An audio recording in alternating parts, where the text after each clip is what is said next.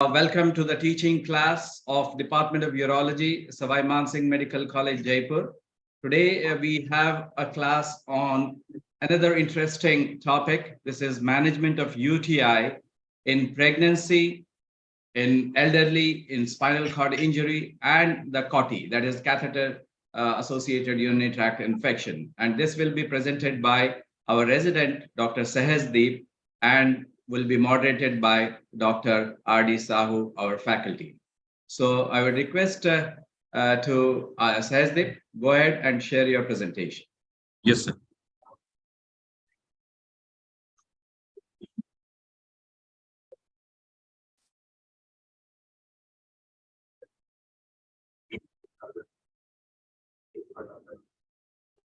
Yes, make it full screen, please. Make it full screen. Yes, sir.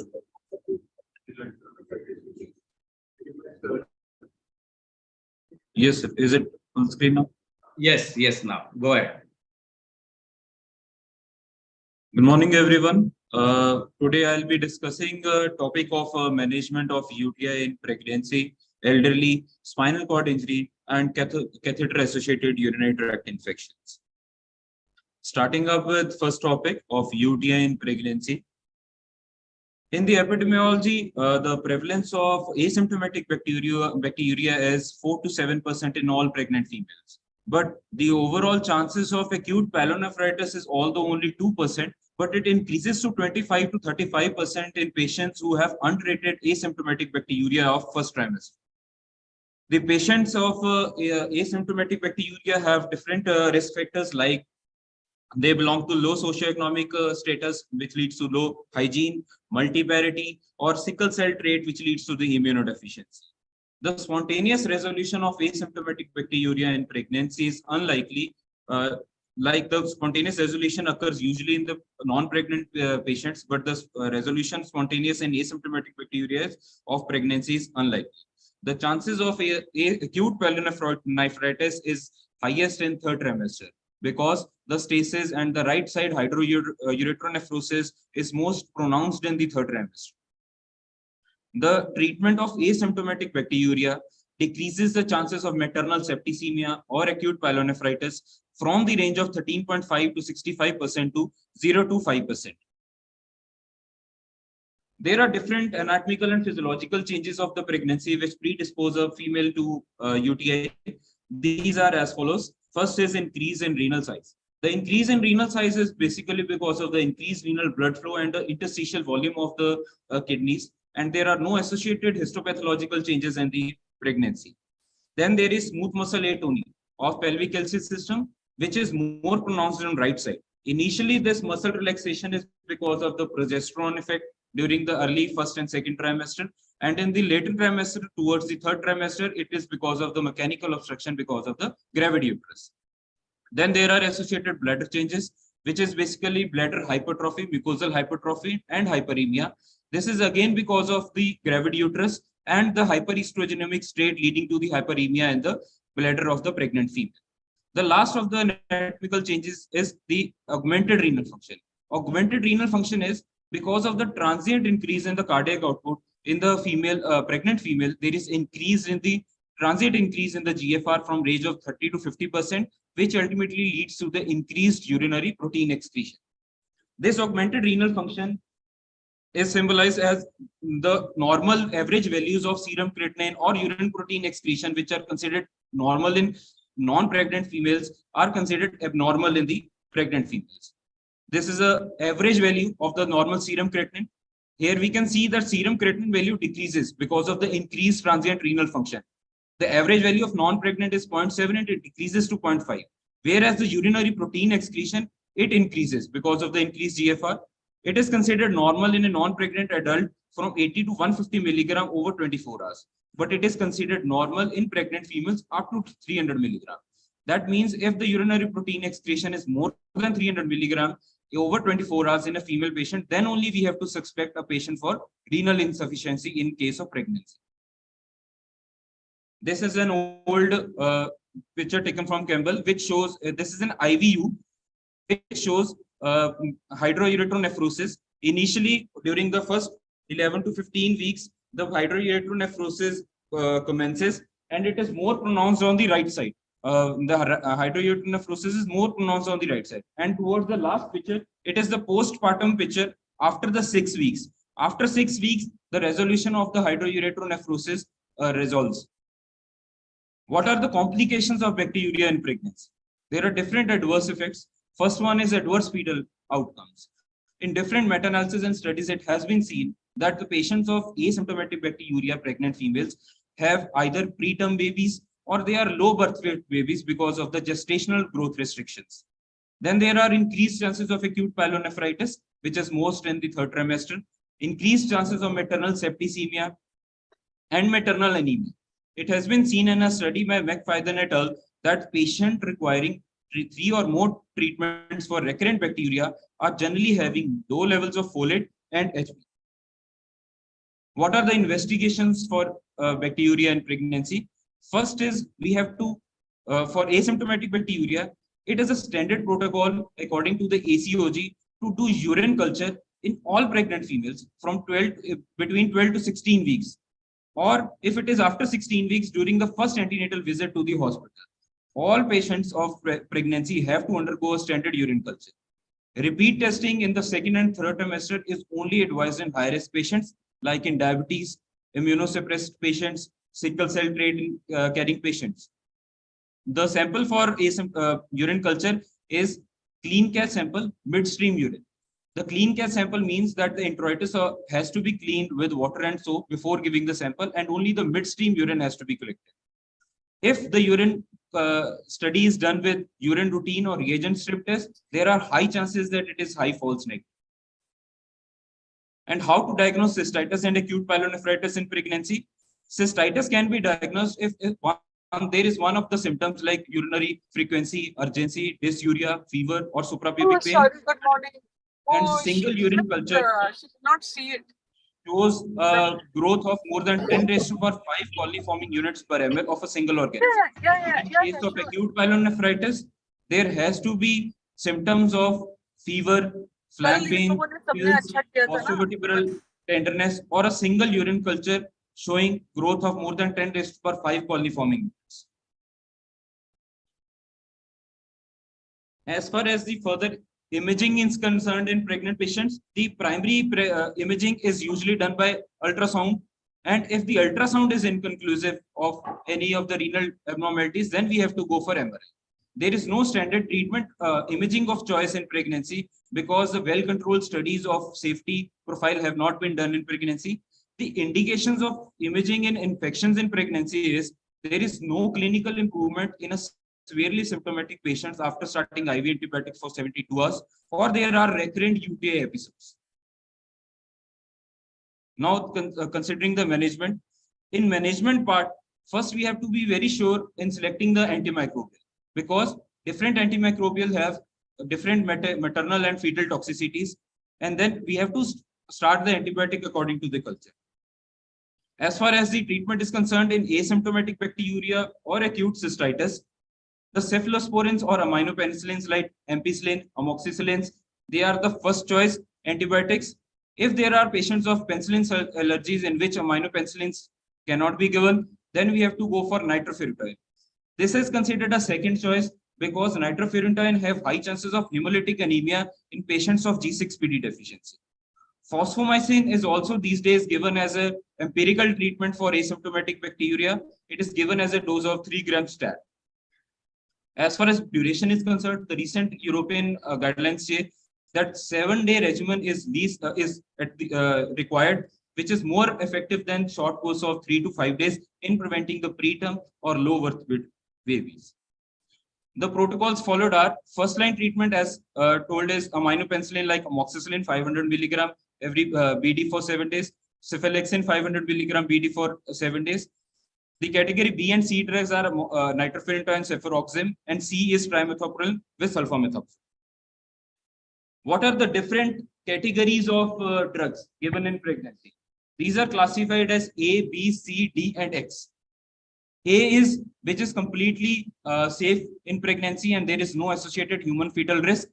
Category B is which the drugs in which animal fetus, the studies of animal fetus showed no risk. but the well-controlled studies of the human fetal are absent. Category C is that animal fetal studies have shown the risk of giving the drug, but well-controlled human studies are missing. The category C drugs like trimethoprim can only be given if the benefit is more than the risk. Category D is the drugs which have shown human fetal risk in all the controlled studies, and category X is completely contraindicated in pregnancy. The different categories, antibiotics according to the categories are, there is no, till now, there is no category A antibiotics available according to the FDA. The available drugs are amoxicillin, cephalosporin, which are most commonly given, or piperacillin tazobactam in category B. Nitrofurantoin is also considered category B, but in patients of G6PD deficiency, there are high chances of hemolytic anemia, though that is why it is considered to be a second-line drug. Trimethoprim, either plain or with combination with sulfamethoxazole, is considered category C because it is a folate antagonist, and if it is given during pregnancy, it leads to the folate deficiency, leading to the increased neural tubular defects. As far as the aminoglycosides are concerned, like amikacin, they are category D because there is associated high ototoxicity and nephrotoxicity in the fetus. And tetracyclines are also contraindicated because there are high chances of acute liver decompensation in the mother. Now, some important points about the group B streptococcus bacteria. If initial urine culture in between 12 to 16 weeks show the group B streptococcus bacteriuria, then it is a marker of GBS, group B streptococcus genital tract colonization. It is a normal organism of perineum, urethra, or rectum in females. It is mentioned separately because there are high chances of GBS bacteria leading to premature rupture of membrane, early neonatal infections.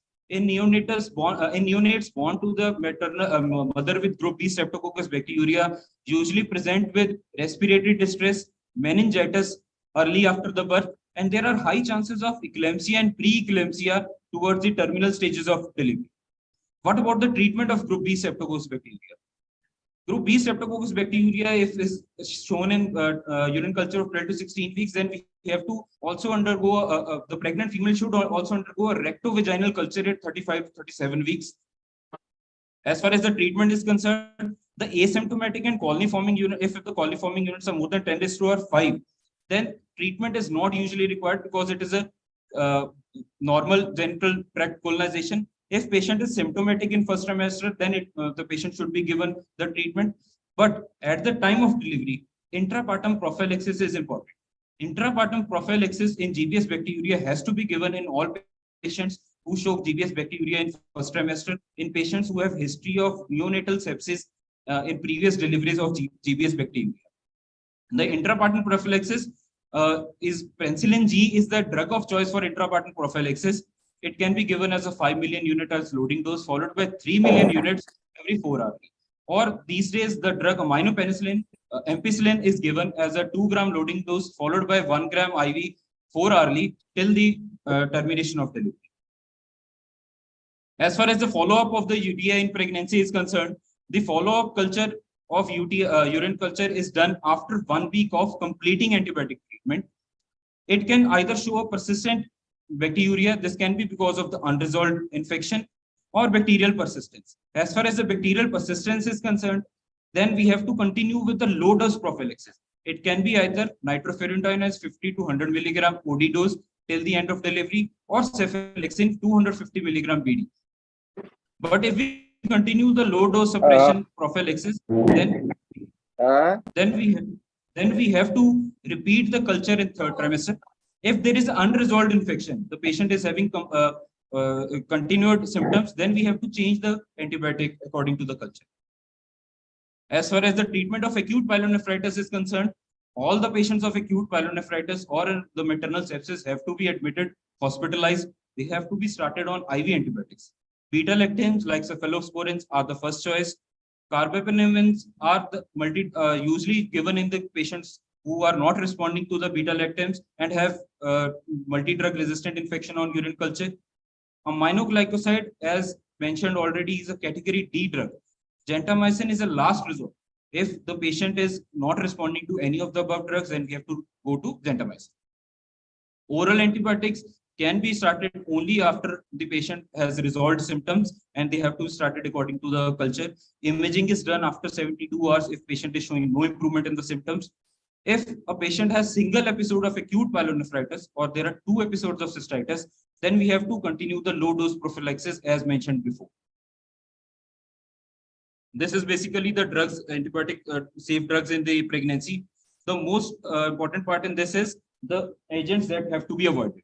Fluoroquinolone, which is most commonly given in UTI, is avoided because it can damage the immature cartilage of the newborn. Chloramphenicol causes gray baby syndrome. Gray baby syndrome is abdominal distension, hemodynamic collapse, and ash-gray skin appearance because of the hemodynamic collapse. It occurs because the neonatus, the fetus which is exposed to chloramphenicol is having immature hepatic and renal system to clear the chloramphenicol. Trimethoprim plain or with sulfamethoxazole causes folic acid metabolism deficiency leading to neural tubule defects.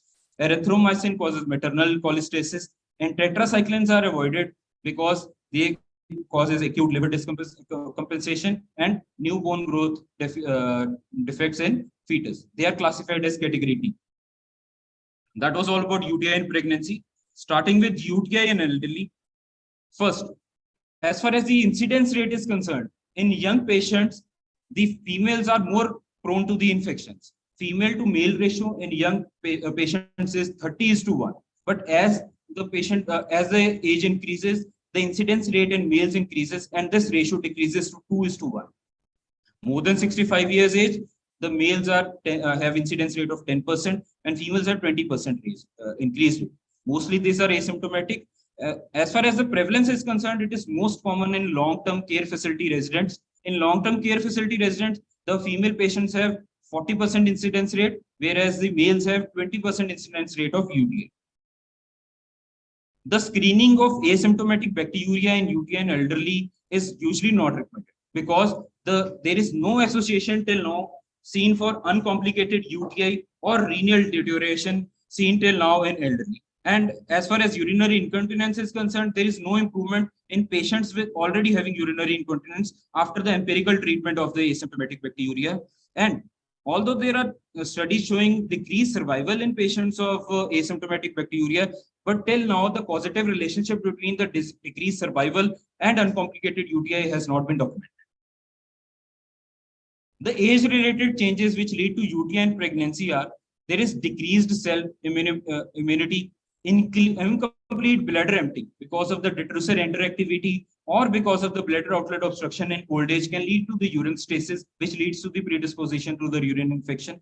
There are high chances of neurogenic bladder, which again leads to the urine stasis. Increased urine and fecal soiling leading to the perineum fecal soiling, which increases the ascending infection and genitourinary tract. And in females, because of the hypoestrogenemia, after the menopause, there is change in the vaginal bacteriology and there is increased vaginal pH leading to the susceptibility to the infections. As far as the bacteriology is concerned, E. coli, like in young patient, E. coli is the most common organism in the UTI in elderly, but there is increased chances of UTI by Klebsiella, proteus, and Enterococcus.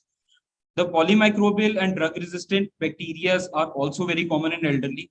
As far as gram-positive bacteria are concerned, there are high chances of staphylococcal UTI in old elderly males.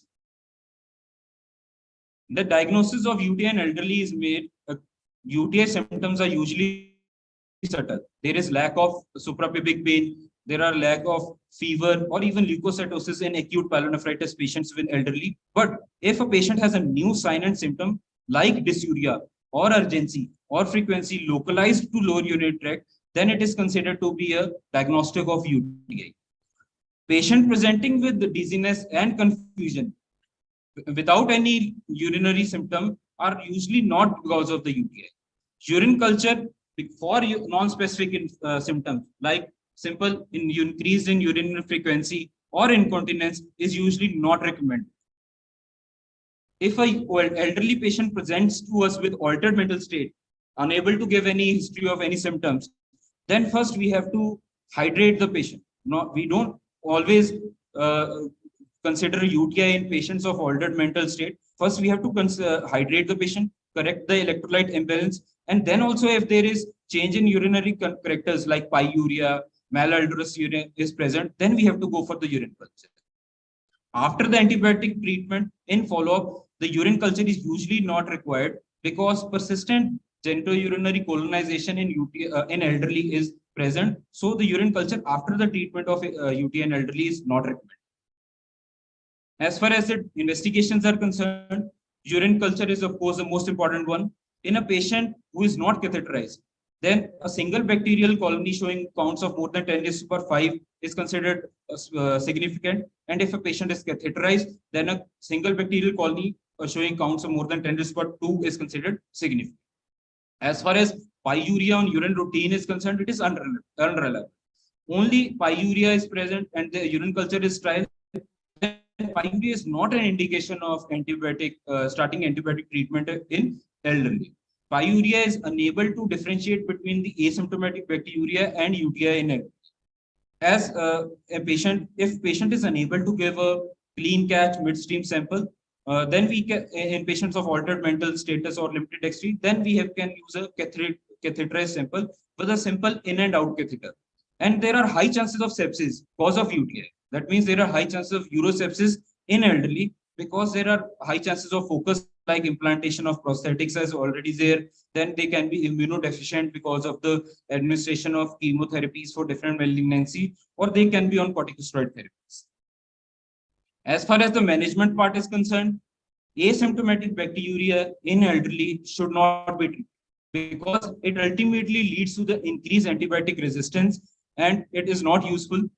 As far as patients of long-term care facility are concerned, the GEER infection surveillance is there. This is the diagnostic criteria for diagnosing UTI in patients residing in the long-term care facilities. This will be discussed in the next slide. If a patient present to us with mild urinary symptoms, then first we have to take a urine culture because there are high chances of polymicrobial infection and high chances of multi-drug resistant infections. Then we have to start the antibiotic according to the culture. And then we have, if patient presents with severe symptoms, then we can start with 7-day empirical treatment. According to EU guidelines, the 7-day empirical treatment drugs are nitrofurantoin 100 milligram BD, cephalexin 500 milligram BD, or ampicillin.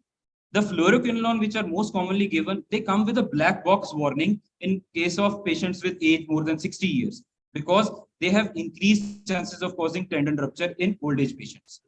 And if a patient presents, elderly patient presents with a fever and very severe symptoms like posterovertebral angle tenderness and nausea, vomiting, hematuria, pyuria, then we have to start with IV antibiotic on empirical basis and send a urine culture. This is the GEER surveillance criteria for diagnosing UTI in patients residing in long-term care facilities. Here, the patients are divided according to the two classes, one without an indwelling catheter and one with indwelling catheter. In this, if a patient is not having an indwelling catheter, then patient should have one of the symptoms like acute pain, fever, or they, in absence of fever and leukocytosis, there should be 2 or more of the following, like suprapubic pain, gross hematuria, new incontinence, or there is urgency or frequency. And with this criteria, there should be one urine culture showing count of more than 10 to the power 5 in patients who are giving midstream sample, and in patient counts of more than 10 to the power 2 in patients who in which specimen has been collected by simple in and out catheter. They are not long-term catheterized patients, just for sample they have been catheterized. And in patients who have an indwelling catheter, then the criteria is one of the symptoms like fever, change in mental status, new onset suprapubic pain, or purulent discharge around the catheter, and associated epididymitis or prostatitis. And of course, a single sample of showing counts more than 10 to the power 5. As far as diagnosis of UTI in patients with positive blood culture is concerned, if the organism in the blood culture and urinary culture are same, then it is considered to be because of UTI bacteriemia. Coming to the catheter-associated urinary tract infections, as far as epidemiology is concerned, the basic deficiency of Cauti is UTI after placement of urinary catheter for more than 2 days, more than 48 hours. If patient has been catheterized for more than 48 hours, then patient develops the symptoms, then it is considered to be a catheter-associated UTI. It is the most common nosocomial infection. Catheter-associated UTI is cause of nosocomial bacteremia in 20% of the patient. And as far as the incidence rate is concerned, there are increased chances of 10% chances of UTI per day of catheterization. And if there is sterile catheterization, then this chances decreases to 1 to 3% per catheterization. As far as the diagnosis is concerned, a patient should have one of the symptoms like suprapubic pain, pyuria, malodorous urine, fever, flank pain, plus a single culture showing counts more than 10^5. As far as the urine sample in catheterized patient is concerned, the urine always has to be collected either from the catheter or it can be collected using a sterile syringe from the catheter. The sample should never be collected from the drainage bag. Again, pyuria is non-diagnostic, unreliable indication for starting antibacterial treatment. As far as the risk factors of catheter-associated UTI are concerned, it is the increased duration of catheter, female gender, absence of systemic antimicrobial agents, catheter care violation, patient is diabetic, patient is having underlying sepsis, underlying malignancy, there are high chances of catheter-associated. Or patients which are decubitous lying in the bed, they are also having high chances of catheter-associated. What are the routes of infection? First, the most important is during initial catheterization. If there is a break in the aseptic technique of catheterization, then it can lead to the mechanical inoculation of the urinary symptoms with the perineal microorganisms. Or it can be after the catheterization with a periurethral or intraluminal route. Periurethral route is most common in females. Through a drainage bag, if there is leak or there is infection in the drainage bag, it can ascend through the catheter into the urinary symptoms. It is most commonly seen in patients who are catheterized and lying together in one ward. Why catheter causes increase in incidence of UTI? First, because it causes disruption of mucopolysaccharide layer, which is a safety layer against the invasion of microorganisms. Then it causes a strong immune response, which leads to the fibrinogen accumulation on catheter. This fibrinogen helps in adherence of bacteria to the catheter, which ultimately leads to the catheter-associated UTI. One of the example is Enterococcus. Enterococcus is normal commensal of the gastrointestinal tract present in the perineum, but it is enabled to grow in the static urine. But there are increased chances of Enterococcus infection in catheter-associated UTI because it adheres to the fibrinogen layer produced over the catheter. Then there are biofilms present intraluminally or extraluminally. These biofilms are composed of the different classes of microorganisms, extracellular DNA, and exopolysaccharides. There are two distinct populations in catheter-associated UTI. First is the which grows on the catheter surface like Enterococcus. The other are which grows in the urine. What are the advantages of biofilm? As mentioned, biofilm can be present intraluminally inside the catheter or extraluminally over the catheter. The biofilms are advantageous for the UTI because they have resting bacterial colonies, which are called quasi-reservoir bacterial colonies. These are bacterial colonies which have dormant bacteria. They usually grow when the other susceptible bacteria have been killed by the antimicrobial treatment. They are the cause of the persistent UTI in patients of catheter-associated UTI. Then there is decreased penetration of antibiotics in the biofilm, leading to the decreased killing of the bacteria. And there is quorum sensing. What is quorum sensing? Quorum sensing is cell-to-cell interaction between different microorganisms. This leads to the immunomodulation, production of exopolysaccharides, which help to bacteria to protect themselves against the different antibacterials. As far as the bacteriology is concerned, E. coli is again the most common cause of the UTI in catheter-associated UTI, but there are increased chances of Proteus and Pseudomonas. Proteus and Pseudomonas are more prone to grow in the biofilm-associated UTI. They are most the Proteus and Pseudomonas are able to grow the most in the biofilms. If the catheter has been there for more than 30 days, then it is a polymicrobial and mostly a drug-resistant organism causing the UTI. What are the different ways of preventing the catheter-associated UTI? First is the most important is 6C Cauti approach given by the Mayo Clinic. It is as follows. First, we have to consider the appropriate placement and daily. Usually, the catheter is placed perioperatively for measuring the urine output and during the complex surgeries. We have to connect it to the closed system to avoid the sepsis from the outer environment. We have to maintain a clean catheter care, maintain a closed sterile system, and irrigation should be started only in patient when it is highly recommended, like in patients with gross hematuria. If a patient has clean urine in post-operative patient, the irrigation should be stopped as soon as possible because it is again a source of ascending infection in catheter-associated patients. Then we have to go for a culture if patient presents with the symptoms of UTI. This is a simple picture showing the. Then what is the safe catheter care? We have to again maintain the safe closed catheter drainage system. Sterile, any leakage from the urinary catheter or from the drainage bag has to be changed. Then the position of catheter tube. Catheter tubing should always be below the bladder level and above the drainage bag to avoid the ascending infection. Then there should be minimal insertion trauma to avoid the inflammation. And then catheter should be secured to avoid the urethral inflammation or urethral infection. What are the role of different catheter materials? Different catheter materials have been studied to study the catheter-associated UTI. As far as silicone and latex are concerned, silicone and latex both have equivalent infection rate. Silicone only has minimum urethral inflammation. And as far as hydrophilic coated catheter are concerned, according to the EAU guidelines, they have led to decreased incidence of catheter-associated UTI. Silver alloy coated catheters were supposed to be antibacterial, but there have been shown high chances of staphylococcal isolation on culture from patients who have silver alloy catheter inserted. What are the guidelines for management of catheter-associated UTI? First, most important is maintenance of careful aseptic insertion and closed sterile dependent drainage system. Catheter metal junction should only be cleared with water. There should not be there is no use of using antibiotic or chlorhexidine or betadine for cleansing the meatus, because it ultimately leads to UTI with the antibacterial microbial resistant organism. And we should always try to use alternatives to indwelling catheters like intermittent clean catheterization or suprapubic catheterization. As far as addition of silver alloy, as studies has no significant benefit. Systemic antimicrobial antimicrobial prophylaxis during catheterization should be avoided. Cauti is only treated when it is symptomatic, and the antibiotic should be given according to the culture. In patients of mild symptoms, according to the EAU guidelines, levoflox is drug of the choice, which is given OD for 5 days. In patient presenting with severe symptoms, 14-day regimen has to be started.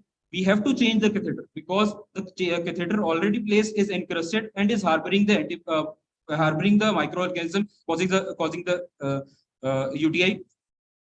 Antibiotic prophylaxis can be given during the catheter insertion. It has been studied that antibiotic prophylaxis for 72 hours, if given during the catheter insertion, leads to the decreased chances of symptomatic UTI.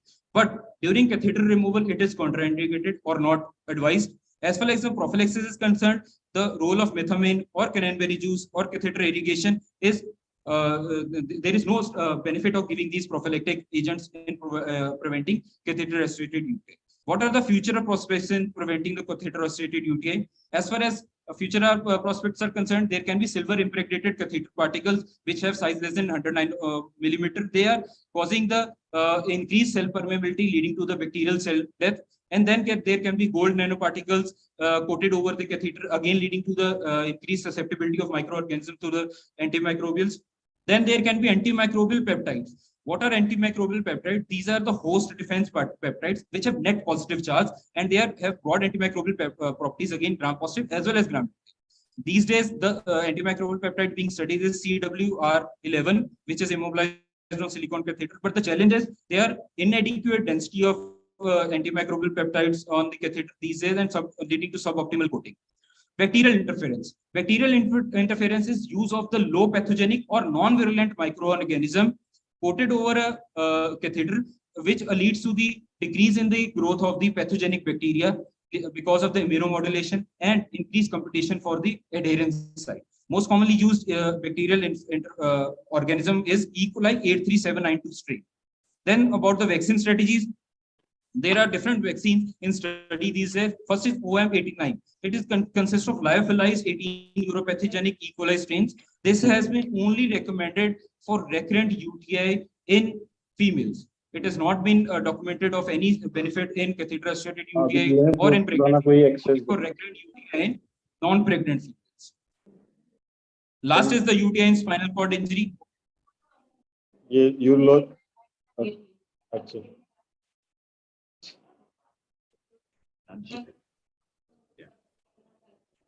Or yeah. Stop sharing. So first of all, let me compliment Sahaj. Sahaj, come here, Samir. I must hug you. Wonderful. And he didn't read the slide at all. And he made a very good presentation. I could see Nachiket nodding his head in appreciation, though he was slightly delaying the whole thing, but still. So take this is just for thank you.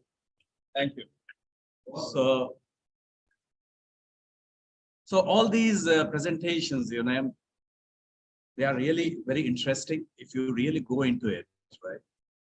And we come across so many cases of urinary tract infection during pregnancy, and to know exactly how to treat these patients during pregnancy is very important. We know this is the only condition where the asymptomatic bacteriuria has to be treated. It is the only condition where you need a screening for urinary tract infection, right? So almost 5 to 10% of these females may develop asymptomatic bacteriuria, and 1/3, almost 30 to 40% may develop symptomatic urinary tract infection. So it is very important to treat even asymptomatic bacteriuria in pregnancy. Again, talking about the drugs that we should use during pregnancy and the drugs that should not be used. Just remember the A, right? A stands for antibiotics. You know which antibiotics not to give, right? Sulfonamides, tetracyclines, chloramphenicol, fluoroquinolones, aminoglycosides. Right? Second is anticonvulsants. Should not be given usually. They are not very safe. Antidepressants, not very safe. ACE inhibitor, not very safe, right? And then amongst the analgesics is aspirin should not be given in females, right? So, and you know which vitamin should not be given during pregnancy? It's vitamin A, which should not be given during pregnancy. So remember all A's. And what he spoke about, the FDA risk category classification is again very important, right? A, B, C, D, and X. A is the safest drug to be given, which has both animal and human studies which have proven its safety. And X, again, the animal and human studies have proved that they are not safe for humans. So that is X. They are contraindicated during pregnancy. So again, remember all these things because they are very important while our daily clinical practice. He talked about elderly patients. When we talk about elderly patients, you must remember that there are many, like in children, they may present with atypical symptoms, right? UTI can present as vomiting, diarrhea, and pain abdomen in children. Similarly, in old people, they can present as a change in mental sensorium, confusion. They may present with a history of fall, right? So all these things are you should keep in your mind because in old age, there is an immune senescence, that what he described also. And there is a chance of more kind of associated comorbidities, more chance of developing kind of, because they live in a commune, the chance of associated infections are more, right? And similarly, as he said, chance of staph and strep 2 are more in elderly. And because of this staph and strep 2 infection, the chances of infective endocarditis is more in elderly. So all these things are very important. And even in catheter-associated urinary tract infection, as he said, it's very important that those patients who are on catheter, they do not require antibiotics till they are on catheter. And catheter is antibiotics is only required when you are inserting the catheter at that time only. That doesn't mean that you have to keep the patient on antibiotics for 2 weeks, 3 weeks if they are put on catheter. So very important. And again, how to take a sample in these patients who are catheterized. So when you are changing the catheter, it's better to remove the catheter and put a new catheter and then take the sample. That's the best way. If you do not want to change the catheter, then take it from the catheter port. Usually they have, some of these catheters have a catheter port to take sample. If the catheter port is not there, it has to be taken from the catheter only and not from the urine bag. Very important, right? So all these things are very important that come in our clinical practice and they can make a huge difference. So thank you once again, Said. And Nachiket, I will just request your comments on today's topic, and then we will wind up the session. Okay, go ahead.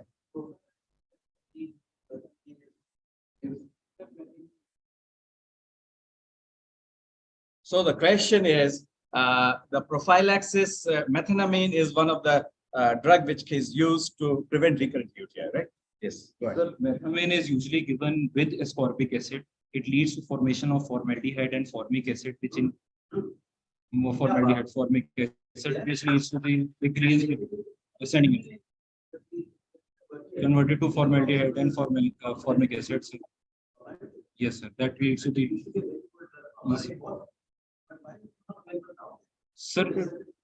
Sir, it is not shown to be of any benefit these days because the available drugs were methamine, hippurate, and but these drugs have not been shown to be of any benefit in studies.